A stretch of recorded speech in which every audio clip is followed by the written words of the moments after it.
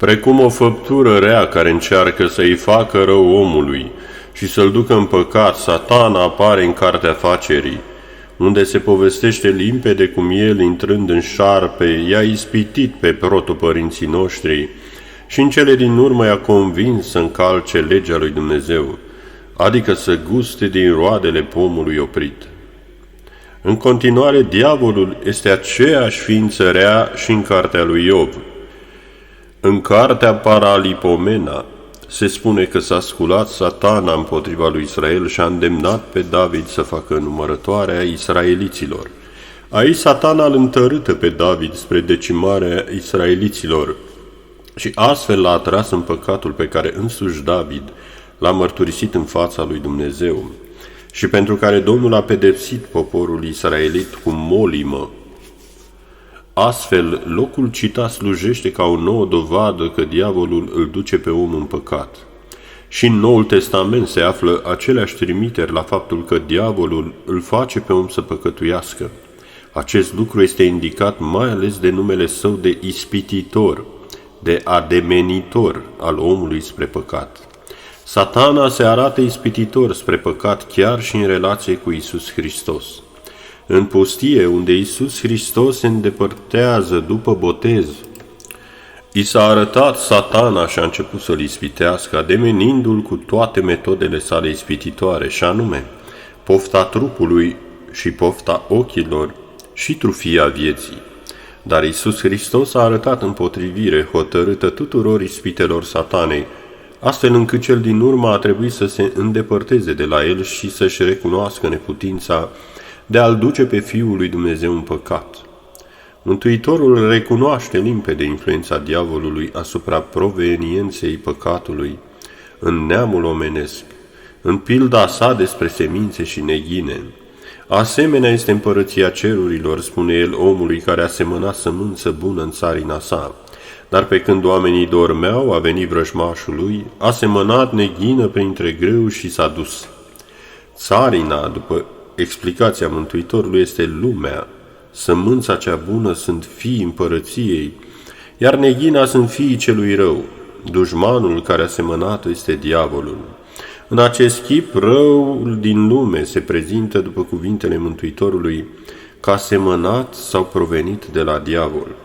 După mărturia Evangheliei, Satana i-a insuflat lui Iuda să-l vândă pe Iisus începătorilor preoților și cărturarilor.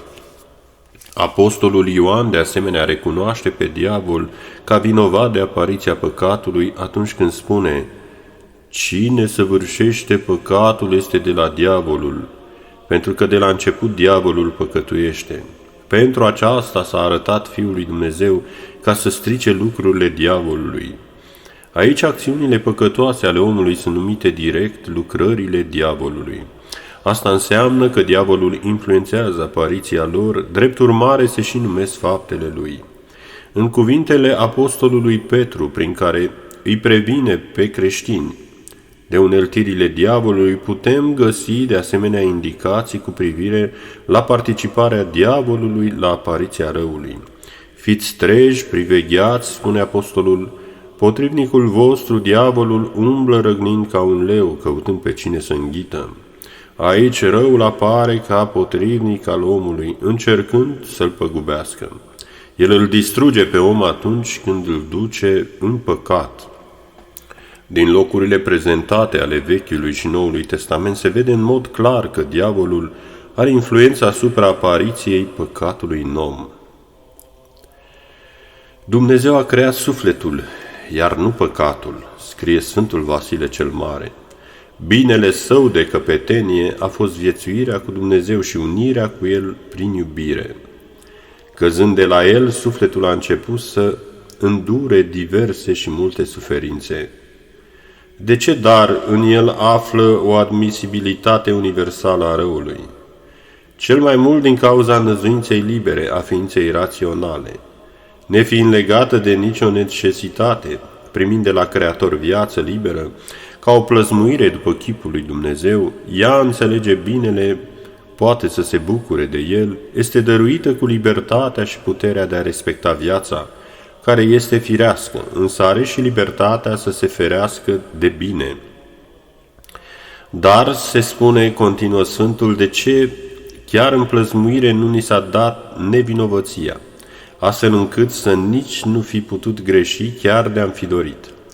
Din același motiv pentru care nici tu nu recunoști slujitorii corecți, când îi ții legați, ci doar când vezi că de bună voie împlinesc în fața ta obligațiile lor. De aceea și lui Dumnezeu este bine plăcută fapta cea bună făcută nu cu forța, ci de bună voie, fapta cea bună care vine din liberul arbitru, iar nu din obligație, iar liberul arbitru depinde de ceea ce se află în noi. Și ceea ce se află în noi, aceea este liber. De aceea, cel care îl condamnă pe Creator că nu ne-a creat nevinovați, acela nu face alt lucru decât să prefere natura nerațională, neluptătoare și care nu are nicio năzuință în locul naturii înzestrate cu liber arbitru și independență.